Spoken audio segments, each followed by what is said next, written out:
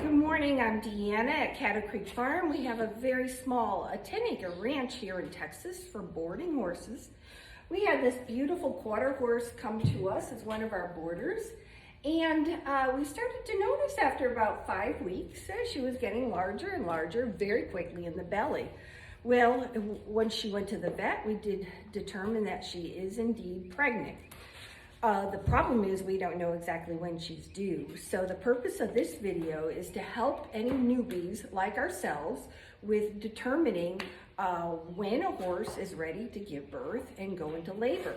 So I'd like to share with you a few of the quick tips on determining if your horse is getting ready for foaling. Foaling 101. So I would just take a little notebook, write down the highlights, and then you will be ready for your mare to give birth. So first of all, let's take a look at her physical signs. She has a pendulous belly. Her belly has dropped quite a bit. Her top line, which would be her backbone, has kind of sunken in, as you can see. Her muscles here at her rump have sunken in. Sorry. And she's very, very soft in her muscles back here because she's getting ready to give birth, so her pelvis can expand and she could have loose muscles so the baby can come out easily out of the birth canal. So she's moving for us. Actually, she's moving into a good position. So all this will become like jelly, and I'm going to show you other changes in her teats as well as changes in her vulva. Okay. So in her teats, you will notice that they will become enlarged. I'll show you what her teats look like here. And they'll also have some white capping and some milk starting to form. On the back, you're going to look at the vulva. That should start to get elongated. Right now it's not because she's under pressure and she's a little stressed right now. But that'll start to open her vulva. And you can see her bag is bagging up. She's starting to bag up. Her teats are getting nice and large. You can see under here. And she does have some milk forming. So those are some of the signs. Her top line will be narrow or will start to drop. And her buttock muscles will start to sink. She'll start to bag up about 30 days before.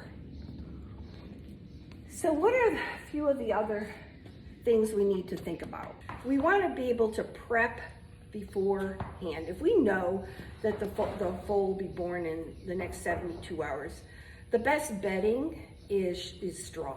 So if you can clean and disinfect the area where she's going to give birth and put some fresh straw down, the foal won't stick to that and the placenta won't stick to it as much as shaving. So you want to put some straw down. Another wonderful thing that they've come out with now is a full bucket test strip that you could order online. And basically they're pH test strips. You could test the milk just by squeezing the teat a little bit, test the pH, and if pH is 6.4 or lower, she should give birth within 72 hours. So this is wonderful to have. Keep a little notebook of all the pH readings that you have, any changes that your mare has. Most mares will give birth between 10 p.m. and 2 a.m. in the morning. So chances are you may miss it unless you are ready. You have a security camera set up, you can be monitoring it.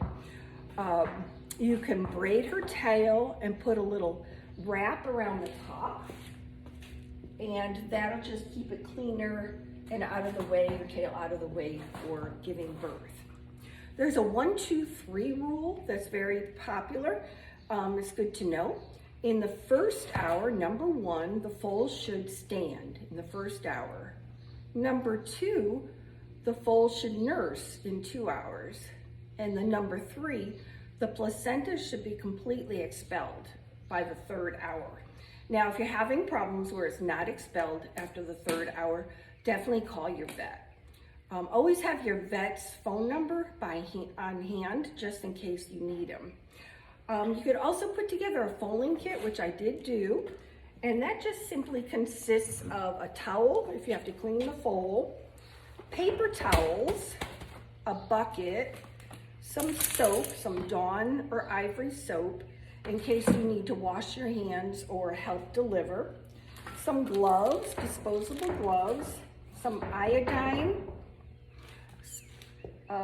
to dip the umbilical cord of the foal into, a little medicine cup that you can use to just use it as a dipping cup with iodine for the umbilical cord.